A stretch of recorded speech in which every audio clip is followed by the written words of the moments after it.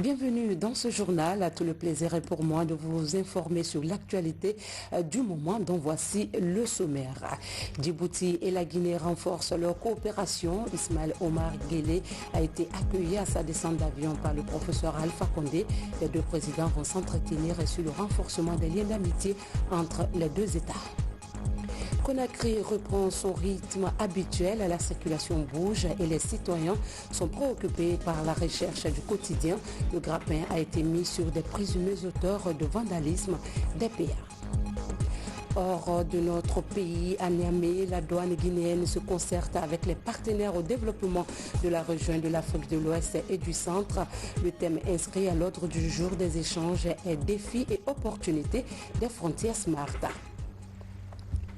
Bonsoir à tous, merci de nous rejoindre dans cette édition d'information. Le président djiboutien est à Conakry. Ismaël Omar Guelleh est arrivé cet après-midi pour une visite d'amitié et de fraternité.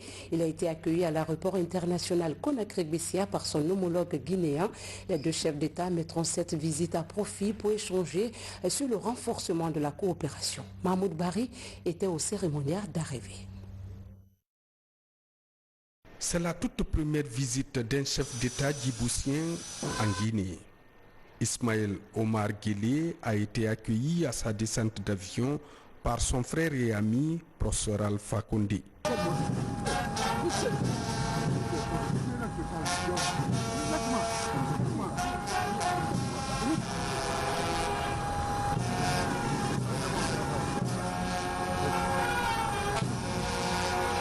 Après le salut du tricolore national et la revue d'un détachement des forces armées, le président djiboutien a procédé à la salutation des officiers supérieurs des forces armées guinéennes et les présidents des institutions républicaines. Djibouti est un pays de 23 000 km² situé dans la corne de l'Afrique, limitrophe de l'Éthiopie, de l'Érythrée, de la Somalie et du Yémen. Le territoire dispose d'une grande diversité de paysages avec des montagnes au nord et des lacs au sud. Le port de Djibouti est opérationnel depuis 1892, un port qui a connu un regain d'activité en 1998. Djibouti a entrepris la construction d'un second port avec un investissement de plus de 400 millions de dollars en provenance des Émirats arabes unis. C'est pourquoi le professeur Alpha Condé et son hôte de marque mettront ce séjour à profit pour amplifier les relations et les échanges entre Conakry et Djibouti. Déjà, cette nuit, le président Ismaël Omar Guelleh sera gratifié d'un banquet d'honneur avant d'être décoré par le chef de l'État, professeur Alpha Condé. Demain jeudi, le président djiboutien et sa suite visiteront le port conteneur de Conakry. Il est prévu également la signature de certains accords de coopération. Conakry le 16 octobre, célébration de la Journée internationale de l'alimentation, occasion mise à profit par le Programme alimentaire mondial de présenter son plan stratégique pays 2019-2020 au ministre en charge de la coopération. Le projet est évalué à 40 millions de dollars et va permettre d'améliorer les conditions de vie des couches vulnérables. Le point avec Ousmane Ba. La marche du gouvernement guinéen et ses partenaires pour l'atteinte de l'objectif des ODD fin zéro à l'horizon 2030 est en bonne voie. C'est du moins ce qui ressort de cette cérémonie de présentation du plan stratégique pays provisoire à 2019-2022 entre la Guinée et le Programme alimentaire mondial.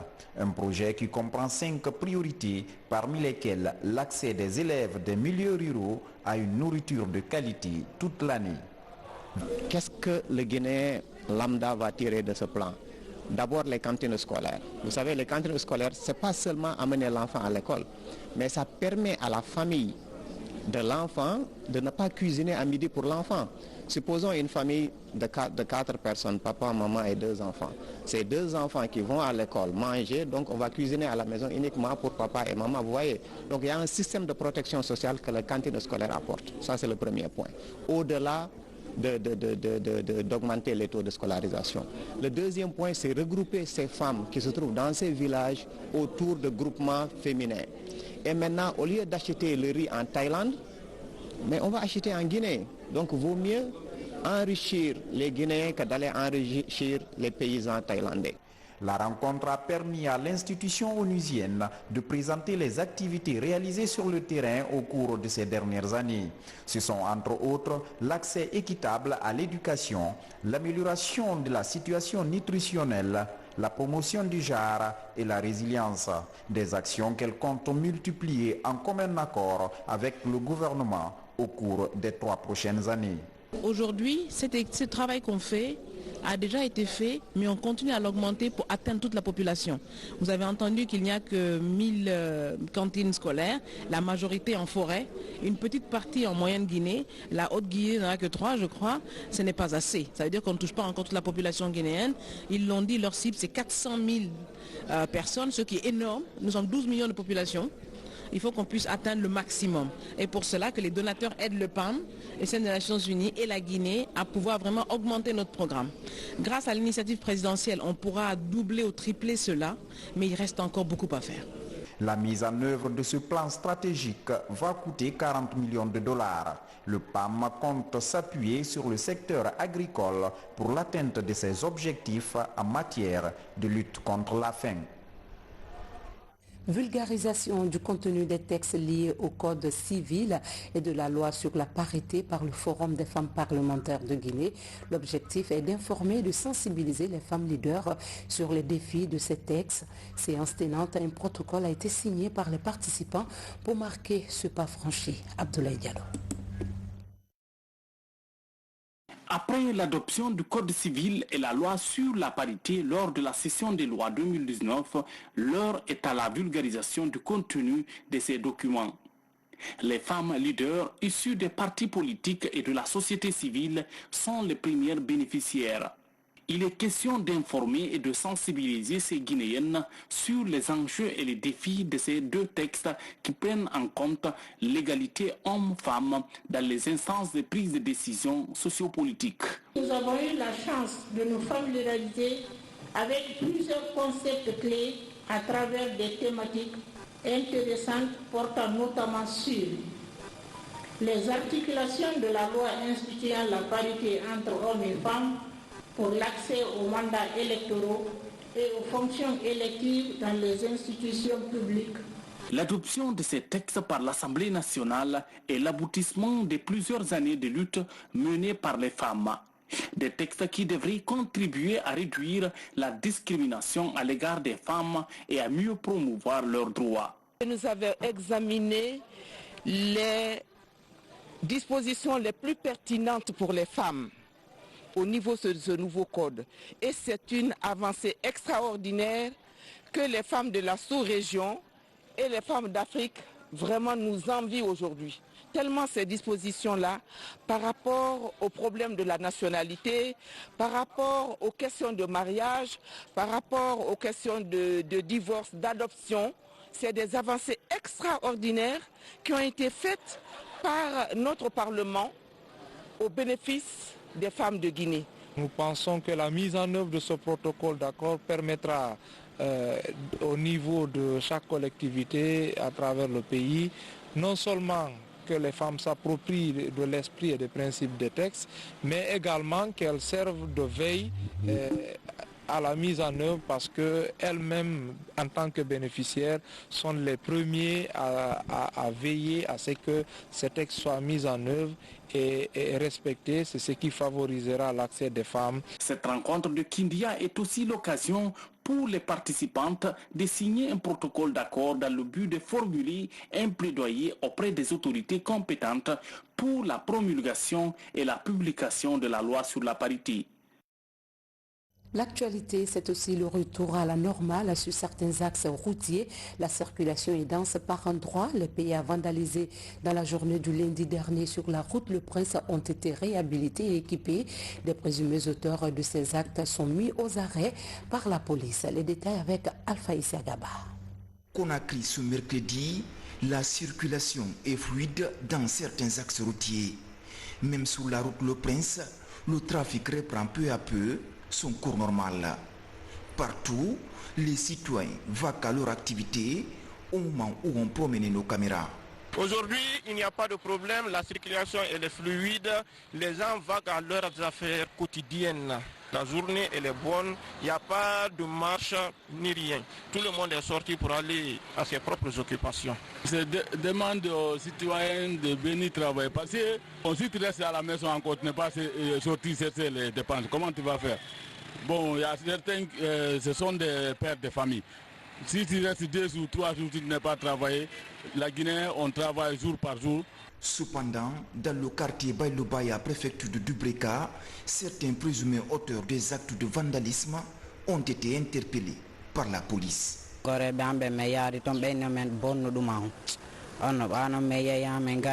il dit que c'est un certain Mamadou, celui qui les a donné de l'argent, 10 000 francs pour aller acheter de l'essence et aller incendier le pays.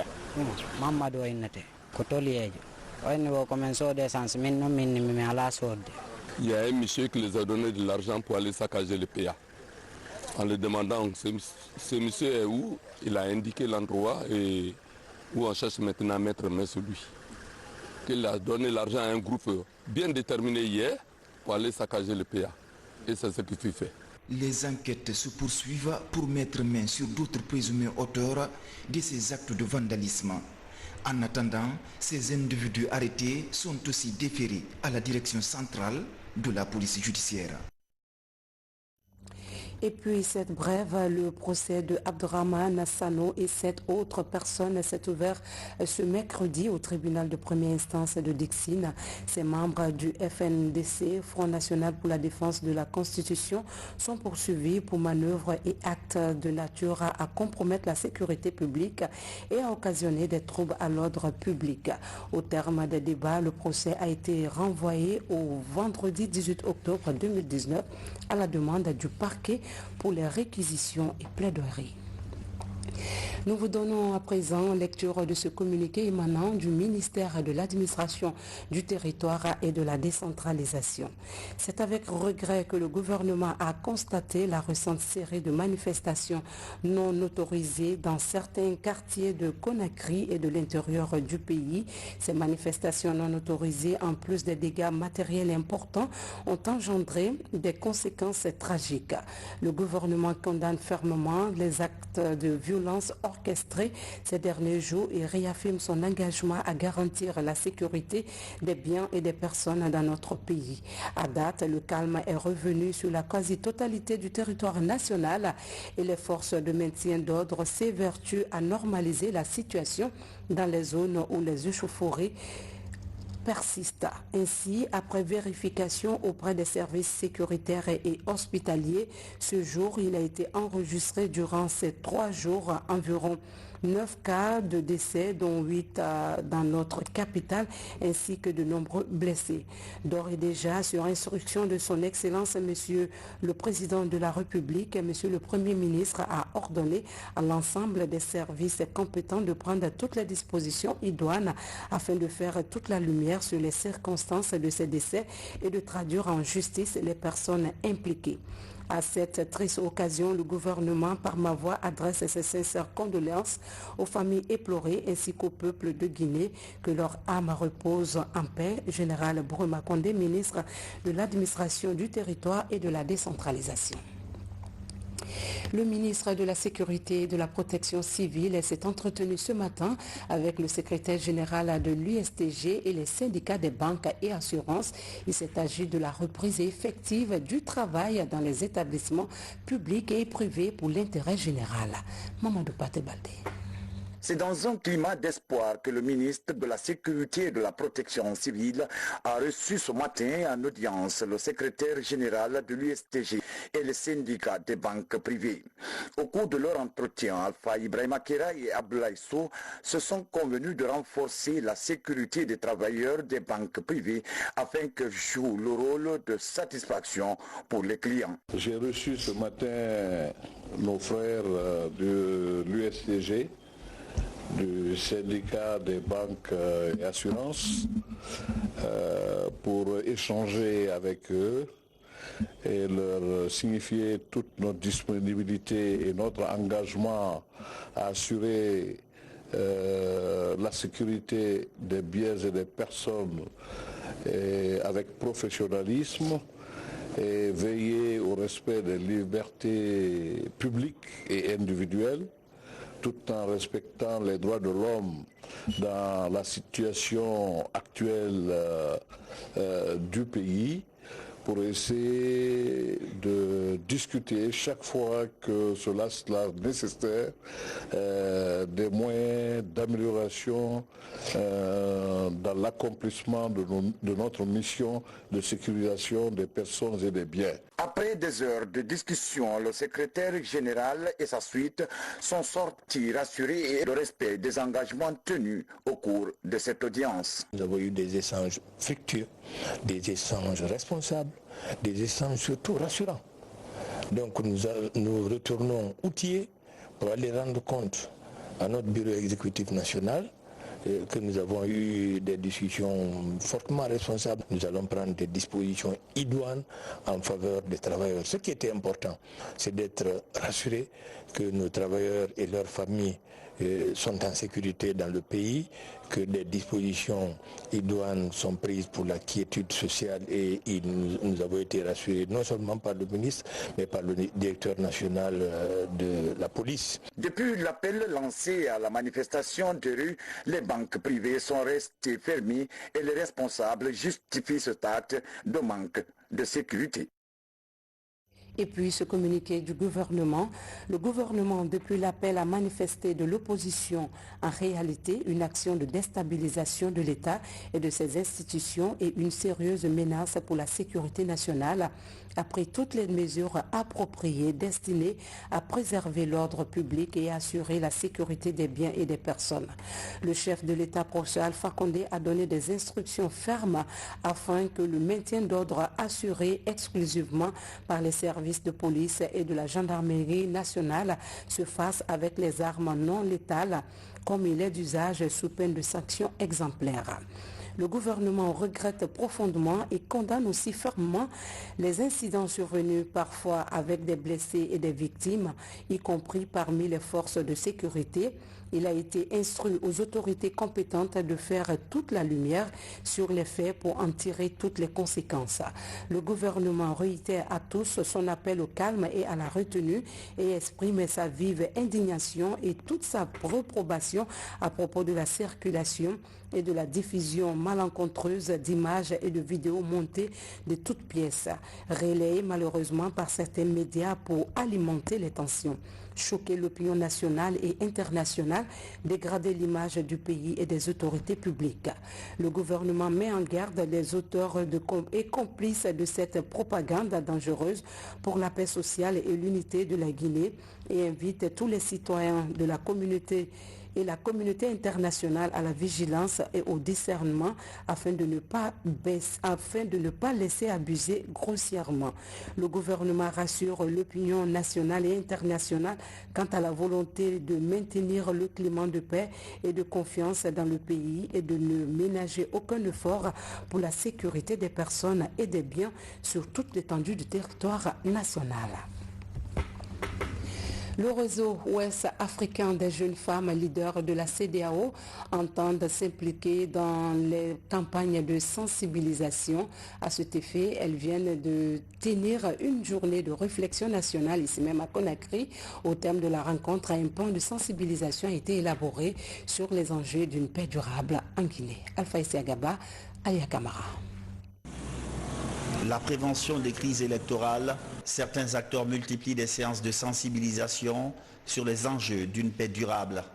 C'est le cas de cette journée nationale de réflexion sur les conflits électoraux. La rencontre regroupe des jeunes filles venues de plusieurs ONG de la place. C'est l'initiative du réseau ouest africain des jeunes filles leaders de la CEDEAO. Nous ne voulons pas tomber dans la gestion des conflits, mais plutôt nous voulons contribuer à la prévention des conflits. Donc on va aussi faire des sensibilisations à travers les jeunes dans leur localité pour pouvoir dire à leurs parents, à leurs confrères, à leurs amis, à leurs papas et mamans qu'il faut prévenir les conflits, il faut prévenir, sauvegarder la cohésion sociale dans leur localité. Il n'a pas de développement, de stabilité et sans la paix.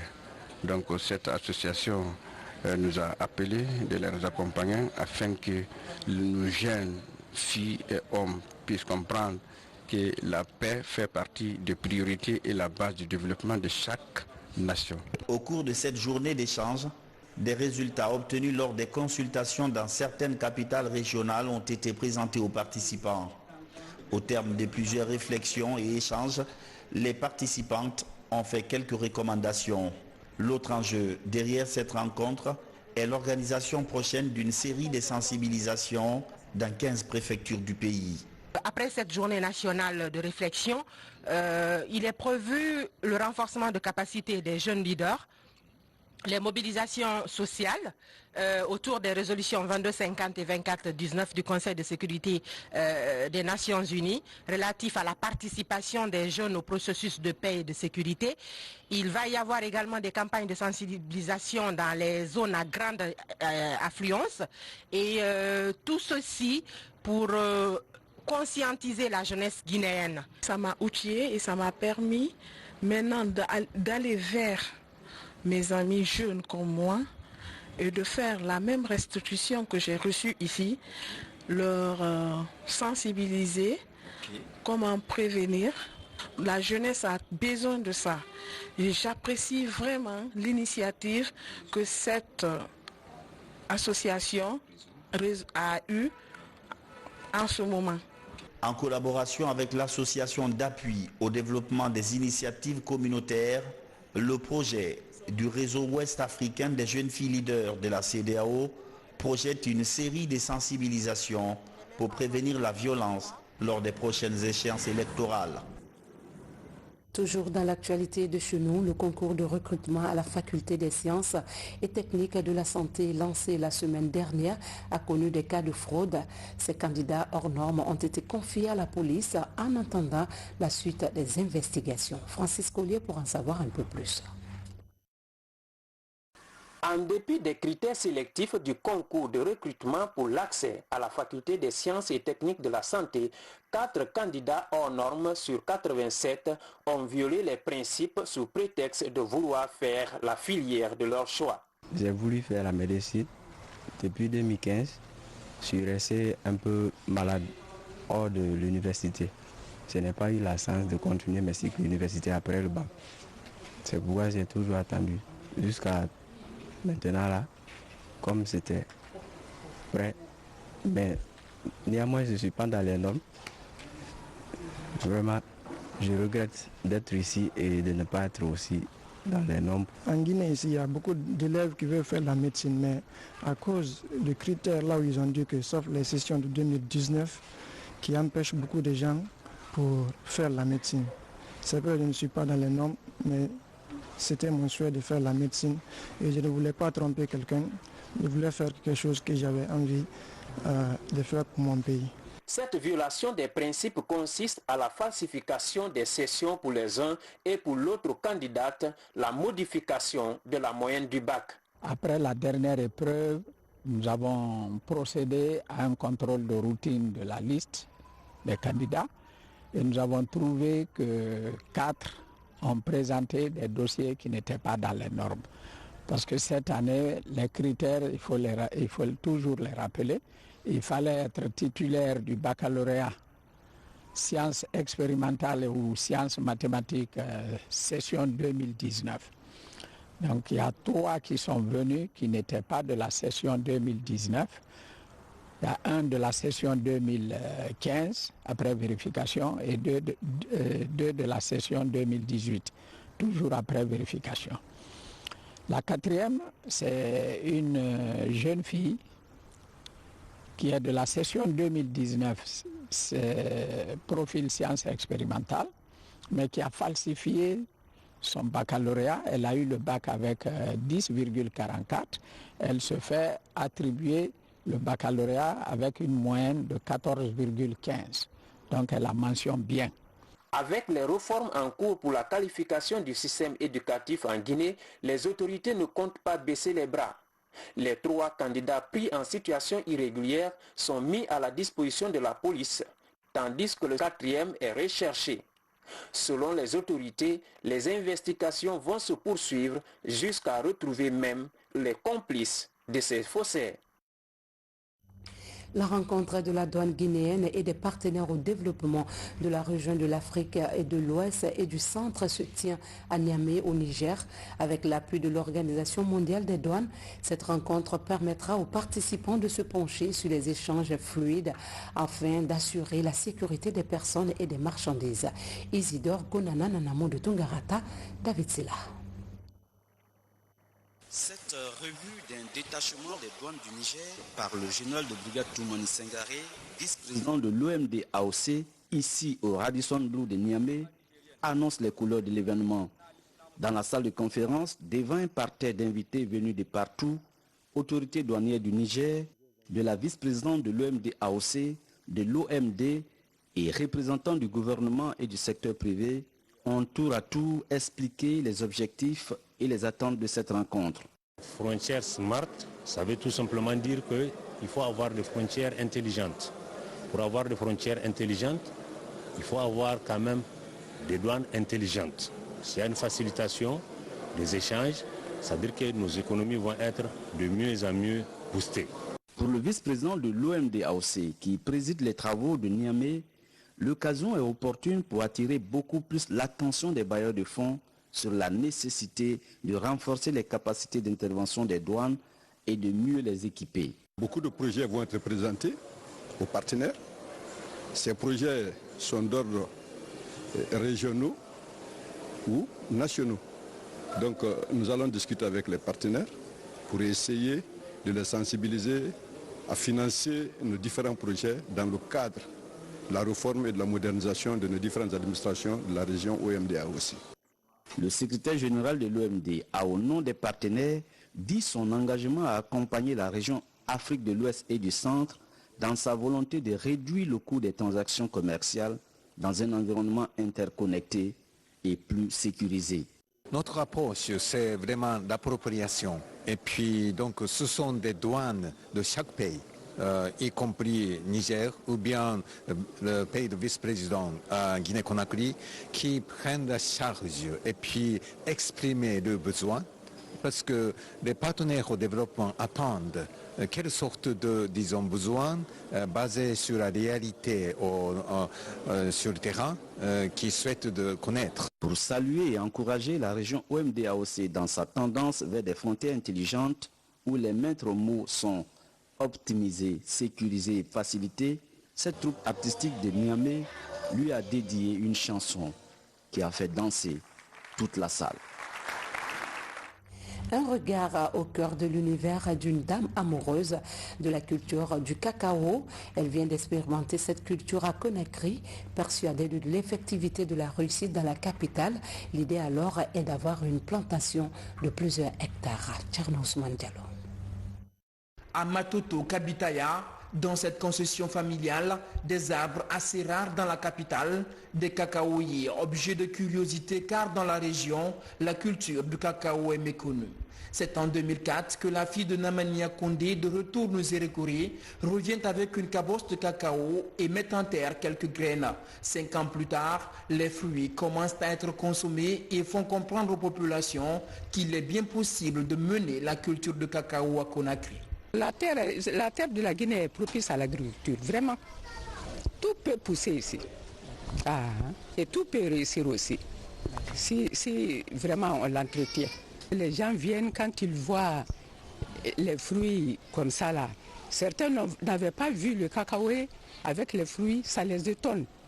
Aujourd'hui, alors que les autorités font la promotion de cette culture de rente pour diversifier les sources de revenus et développer le secteur agricole, l'expérience réussie de la famille de Namania Kondé vient rappeler l'intérêt de démultiplier cette culture en région côtière afin d'accroître la production, jusque-là principalement répandue en zone forestière. L'appel qu'on peut lancer à la population, c'est d'essayer, comme nous avons essayé. Ils n'ont qu'à essayer eux aussi. Ça peut réussir en Basse-Guinée. Ça peut bien réussir. Si on l'entretient, ça réussit. Et c'est avantageux aussi. Avec la possibilité qu'offrent les cultures de rente de faire prospérer les agriculteurs, la culture de cacao a encore de beaux jours en Guinée. Un programme présidentiel a été lancé dans ce sens il y a quelques années. Nous vous amenons à Kamsar, une ville minière, pour constater l'évolution des travaux de construction d'un hôpital communautaire. Le chantier avance à satisfaction avec 70% de réalisation et une grande capacité d'accueil. L'ouvrage est cofinancé par l'ANAIM et la CBG. Saïdou Diallo, Alia Kamara. Kamsar, une cité en perpétuelle croissance et une démographie qui explose. Les besoins sociaux se posent avec acuité, comme la couverture sanitaire.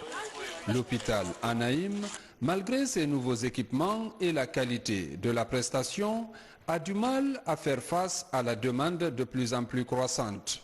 D'où l'idée de lancer un hôpital communautaire. Si vous prenez rien que GAC, il y a près de 3000 travailleurs à GAC.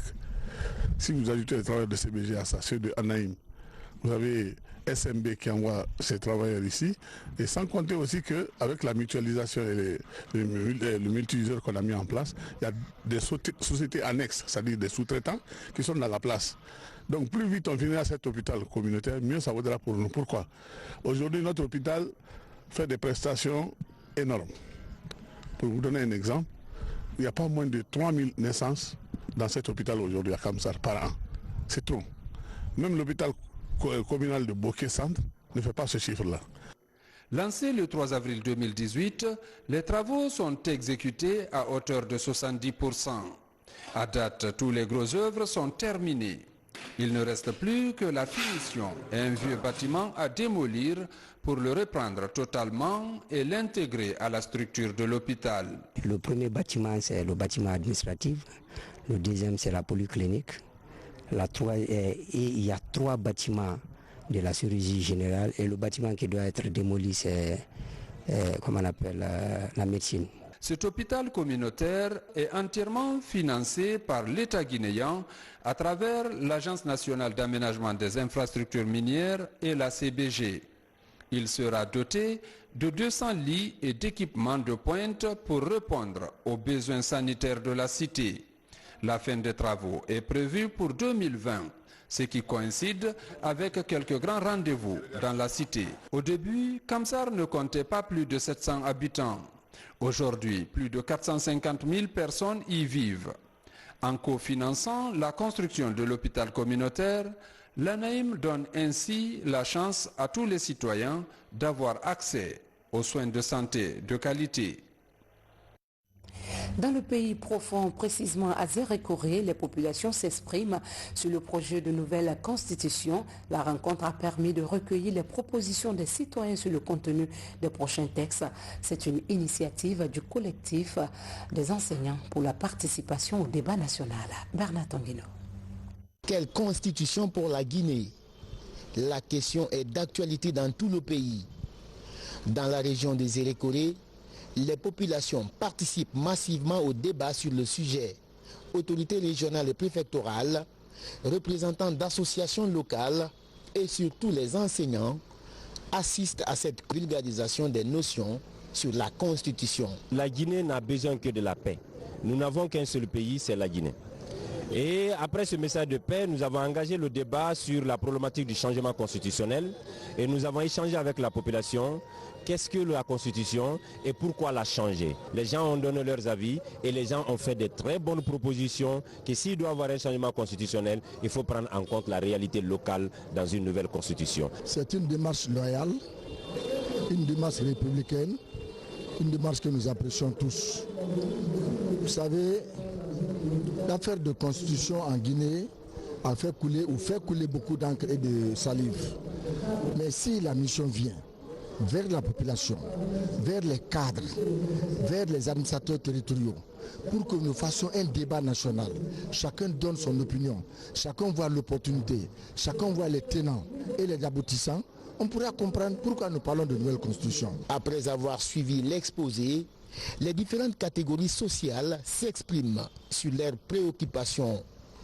Il y a trop de pagaille en Guinée ici. Tantôt on dit la grève, tantôt on dit la guerre ethnique. On n'arrive pas vraiment à comprendre. La sécurité, le rôle que joue la sécurité, vraiment on ne comprend pas, on ne comprend rien du tout. Nous voulons que la nouvelle constitution prenne compte de cela. Puis le 24 du mois de juin passé, nous avons entamé un tournoi dans toutes les préfectures de la forêt pour sensibiliser nos chauffeurs et les transporteurs pour adopter la nouvelle constitution. Le collectif des enseignants pour la participation au débat national est à sa 24e préfecture. L'objectif est de permettre à la population de mieux comprendre le principe des changements constitutionnels en cours par l'instauration d'un débat constructif dans toutes les préfectures. Et pour finir, élan de solidarité de Miss France 2017 pour le foyer de l'espoir. Mariama Dafé offre des fournitures scolaires et des jouets à cet orphelinat qu'elle soutient depuis 3 ans. Cette action est de donner une meilleure éducation à ses enfants. Mamadi Ternaka Mesoko, reportage. Un lot important de fournitures scolaires et de jouets pour enfants. C'est la nouvelle assistance de la Miss Guinée France 2017 au foyer de l'espoir. Cet orphelinat encadre une 60aine d'enfants de la rue qui ont besoin de soutien en faveur de leur insertion sociale. Le geste soulage ces tout petits quelques jours après la reprise officielle des classes. Mais pour l'ambassadeur de la beauté guinéenne dans la métropole, c'est un rêve d'enfant qui se réalise. J'aime les enfants depuis toute petite. J'ai adoré les enfants. Je les ai rapprochés de moi et c'était la meilleure façon en fait de m'associer avec eux parce que vous savez, l'éducation c'est la base et donc il faut penser à ces enfants qui sont vraiment dans le besoin, les retirer de la rue et leur apporter en fait un soutien pour leur montrer qu'ils peuvent être comme nous et ils ont la chance en fait de se réintégrer en fait dans la société. Cette aventure dure depuis 3 ans maintenant. Une collaboration qui a facilité de nos jours la prise en charge de nombreux enfants parrainés par l'orphelinat, le foyer de l'espoir. Ce n'est pas la première fois de la part de Mariam Daf. Depuis 2017, elle ne cesse d'apporter ce soutien moral à notre association depuis Paris. Et nous la remercions par rapport à ça. Et nous lançons aussi un appel solennel à toutes les bonnes volontés d'aller à son image aussi. Pour l'édition de cette année, Miss Guinée France est accompagnée dans son programme d'assistance par la Miss Guinée 2017. Asmaou Diallo promet de rester plus près des enfants démunis. Elle m'a fait appel disant qu'elle a des dons aujourd'hui à faire au niveau des enfants de la rue. Donc je n'ai pas du tout hésité parce que je sais qu'il faut vraiment des personnes comme elle, des ONG, des institutions et des associations pour pouvoir vraiment sortir ces enfants de la rue. Parce qu'un enfant, c'est l'avenir de tout un pays. Donc il faut s'en occuper, il faut vraiment prendre soin et surtout encourager ces enfants, surtout dans le domaine de l'éducation. En plus des cadeaux, cette soirée a été également une occasion de débattre des questions liées aux problèmes des enfants de la rue. Merci à Mariama Daf, Miss France 2017, qui ouvre son cœur au foyer de l'espoir. C'est la fin de cette édition. Merci de l'avoir suivi et passé de bons moments en compagnie des programmes de la chaîne qui a pour mission de vous servir. Que la paix de Dieu soit chez vous.